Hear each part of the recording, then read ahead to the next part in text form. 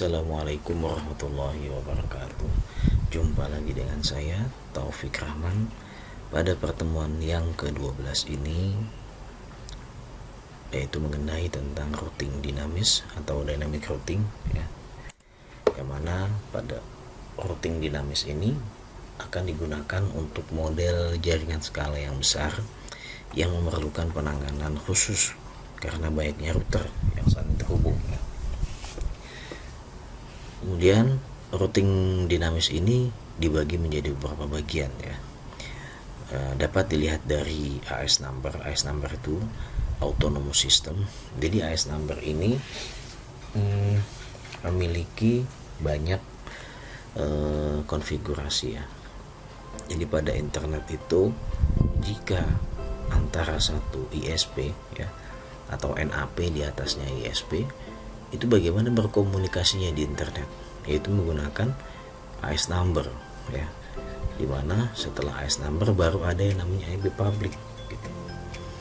Jadi komunikasinya antar router satu NAP ya atau di bawahnya ISP itu menggunakan autonomous system ya, menggunakan AS number.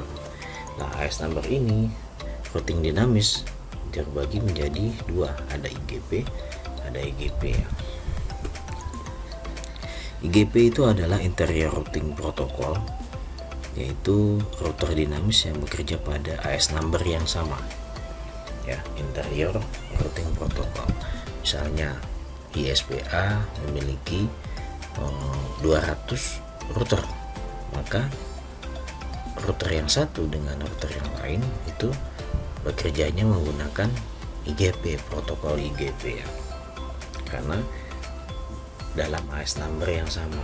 Nah, kemudian ada lagi EGP, exterior routing protocol, yaitu router yang bekerja untuk menghubungkan router yang memiliki AS number yang berbeda. Routing ini dinamakan dengan BGP ya, border gateway protocol.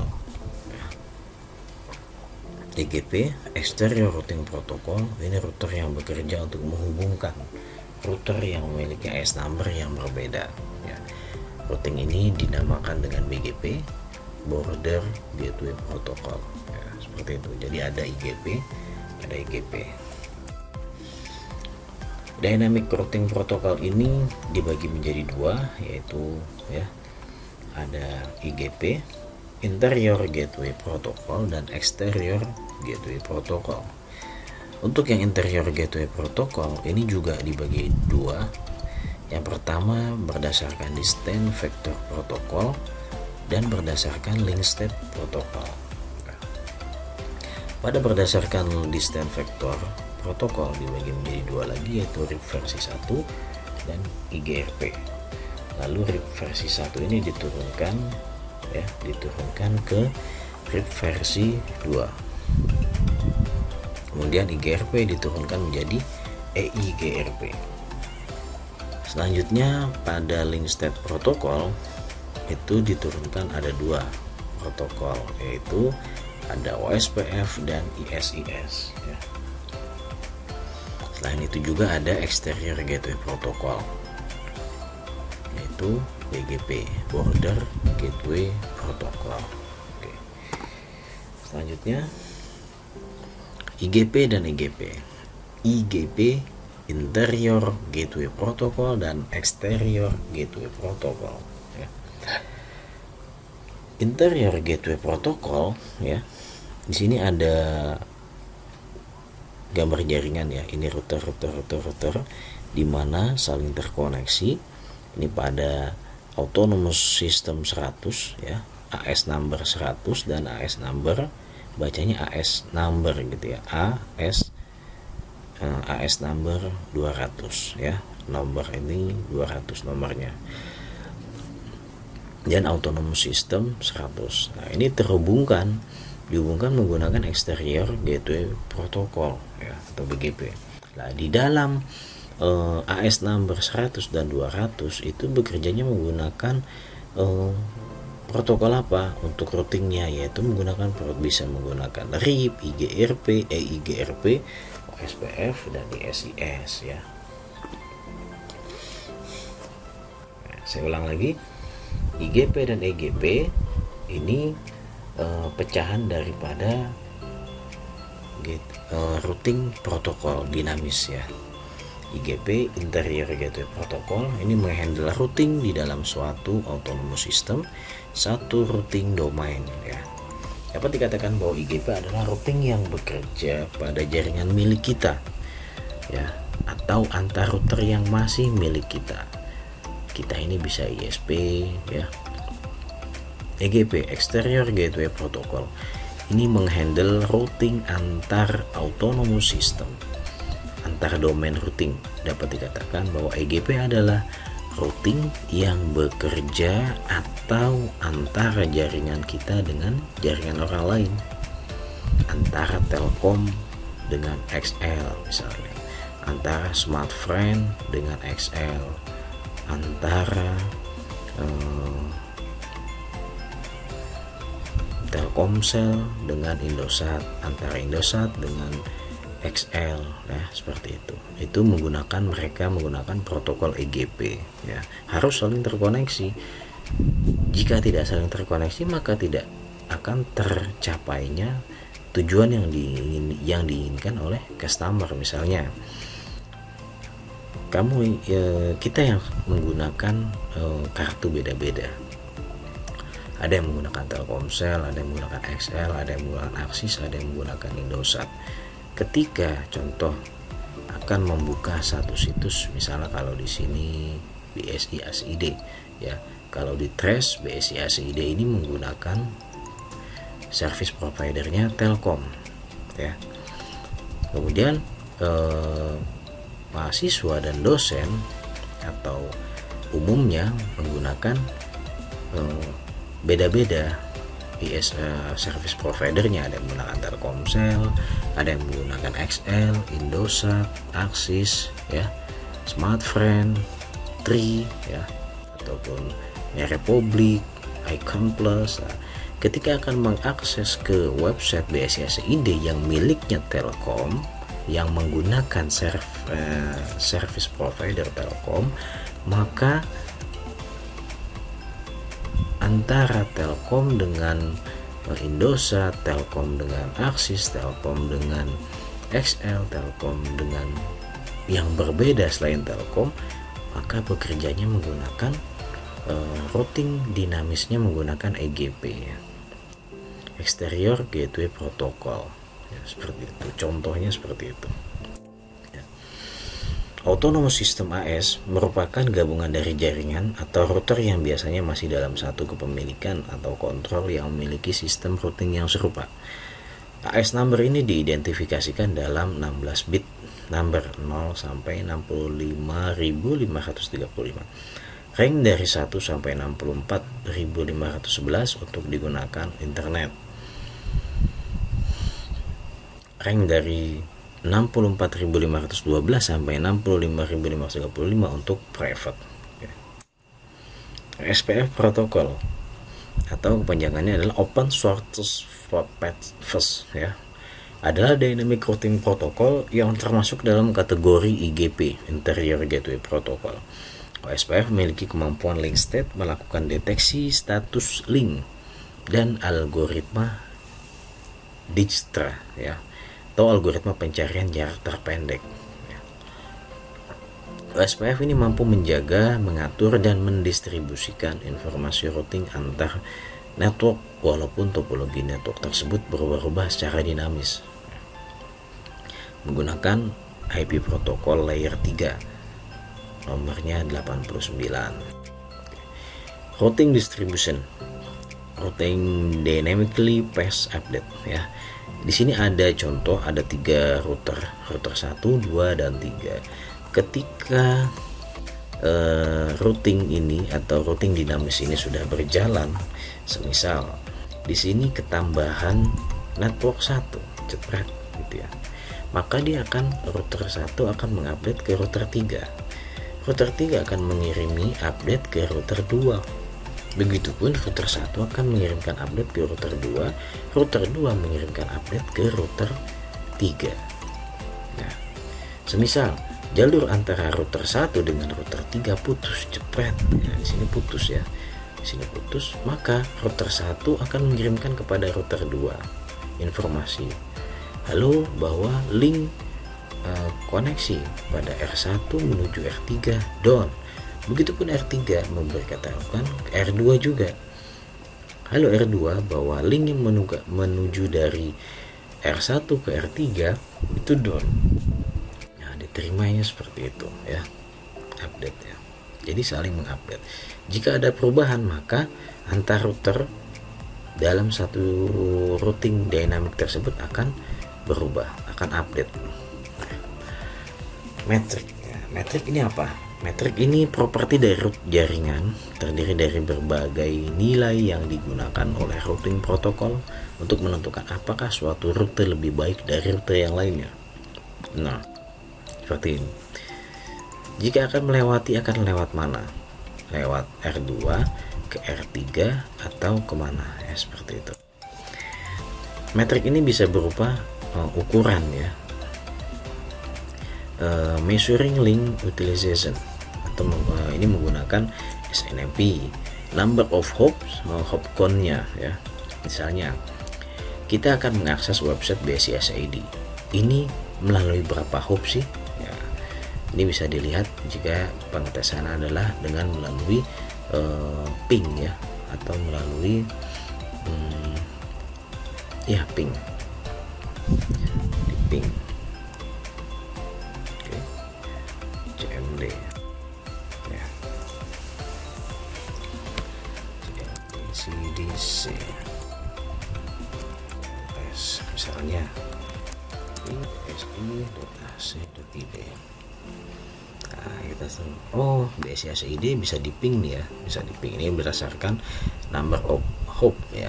Oke, sekarang kita menggunakan trace bsi.ac.id. Nah, ini namanya hub, itu yang mana? Hub adalah yang ini ya.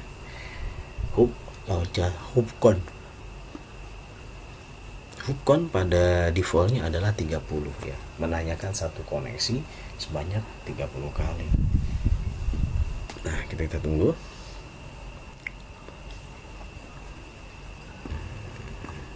Ya, sambil menunggu saya akan jelaskan yang lainnya. Oke, nah ini. Jadi dari jaringan saya yang saya pakai, saya menggunakan Telkom di rumah. Dari jaringan saya 192.168.11 masuk ke gateway-nya 101, lalu keluar ke Telkom, lalu menuju ke Telkom juga ya. Nah, ini satu jalur Telkom dengan Telkom ya. Ketemu Telkom dengan Telkom. Nah, ini nyampe nih IP-nya. IP BSI SID ya, seperti ini. Trace komplit. Nah, berarti ketika saya pengguna IndiHome akan mengakses ke BSI SID, itu melewati berapa hop? Nah, dilihatnya dari sini aja ya, karena modem IndiHome-nya adalah ini ya, 101. 1 2 3 4 5 6 ya, berarti 6 tahap, 6 hop ya, seperti itu. Oke, lanjut. Speed of the pit ya, kecepatan daripada satu pet tersebut, satu tahapan atau dari R1 ke R2 itu berapa kecepatannya ya. Bandwidth-nya, kemudian ada paket loss, berdasarkan paket loss router congestion-nya atau condition-nya seperti apa. Lalu delay-nya ya, delay juga dilihat. Kemudian path reliability-nya, ketersediaan daripada nilai pet tersebut ya. Kemudian bandwidth petnya, tahap dari router satu ke router yang lain bandwidthnya itu berapa. Jadi itu yang diperhitungkan juga. Lalu throughputnya ya, atau SNMP query routernya ya, itu berapa nilainya. Kemudian loadnya, lalu MTU-nya ya. Ya, ini adalah nilai metrik ya, yang bisa digunakan sebagai menentukan apakah suatu rute lebih baik daripada rute yang lainnya. OSPF area, suatu AS number, di sini AS-nya artinya AS number ya, terdiri dari satu atau beberapa area. Area adalah sistem grouping yang digunakan di protokol SPF, yaitu gabungan dari beberapa router atau internal router ya. Router IR. IR ini kepanjangan dari internal routing. Area memudahkan dalam manajemen jaringan besar OSPF. Struktur satu area tidak terlihat dari area lainnya. OSPF area ditulis dalam 32 bit seperti IP address ya. 00.0.0.0 sampai 255.255.255.255. Dalam satu AS ada terdapat area ID harus unik ya, harus unik, tidak boleh sama. Kemudian ada istilah yang namanya IR, ABR, ASBR. Apa itu IR? Internal router, yaitu router yang tergabung dalam sebuah area. Jumlah maksimal IR dalam satu area adalah 80 router. Ada area 1, area 2, area 3, area 4 ya. Nah, dalam area 1 ini maksimalnya adalah 80 router. Jadi kalau 1, 2 ya apa-apa, 3, 4 maksimal 80 router. Ada yang namanya ABR, adalah router yang menjembatani area 1 dengan area yang lain. Jadi ada area A, area B. Nah, yang menghubungkan antara area 1, area A dengan area B adalah ini dinamakan routernya sebagai berfungsi sebagai ABR ya. Lalu ada ASBR. ASBR adalah sebuah router yang terletak di perbatasan sebuah AS. Router terluar dari sebuah AS dan bertugas untuk menjembatani antara router yang ada di dalam AS dengan network lain atau berbeda AS. Jadi kalau ABR ini menjembatani area 1 dengan area yang lainnya, tapi masih dalam satu kepemilikan, dalam satu AS. Nah, kalau ASBR ini menghubungkan antara AS 1 dengan yang lainnya ya. Ya, router yang ada menghubungkan ya, seperti itu ASBR. ASBR juga bisa berarti sebuah router anggota OSPF yang menjembatani routing OSPF dengan routing protokol yang lain. Misalnya yang satu menggunakan SPF, yang satunya menggunakan routing protokol yang lain. Sebelahnya misalnya menggunakan EGRP seperti itu. Nah, perhatikan gambar berikut ini. Di sini ada OSPF area.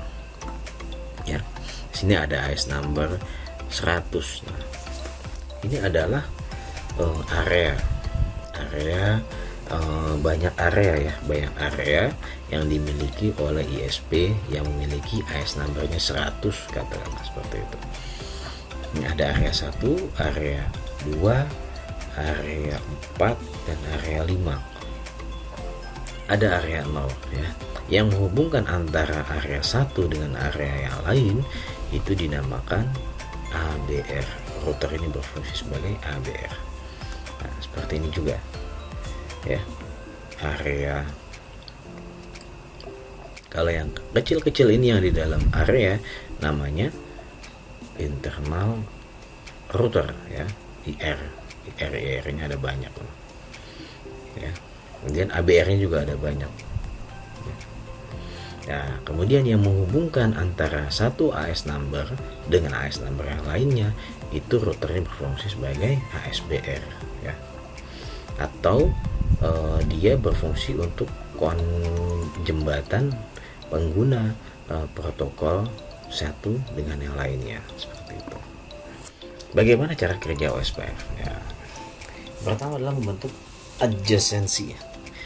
Pada saat baru pertama router OSPF tidak tahu apapun tentang tetangganya, tentang antara misalnya IR dengan IR dalam satu area. Kita nggak tahu nih, ini siapa ya gitu ya. Router akan memulai mengirimkan hello packet ke seluruh interface jaringan untuk memperkenalkan diri. Halo, nama saya A. Halo, nama saya B. Gitu. Default nilai hello pada broadcast multi access adalah 10 detik. Nah, dia akan nanya 10 detik tuh. Dan 40 detik jika tidak ada respon akan mati. 40 detik nggak ada respon, mati. Bila mendapat respon, maka router akan melanjutkan hubungan. Oh iya, saya ada, misalnya gitu ya. Kemudian bagaimana pemilihan DR dan BDR? Nah, apa itu DR? DR adalah designated router ya. Dalam jaringan multi akses, router akan memilih DR, designated router ya, dan BDR, backup designated router, dan berusaha adjacent dengan kedua router tersebut.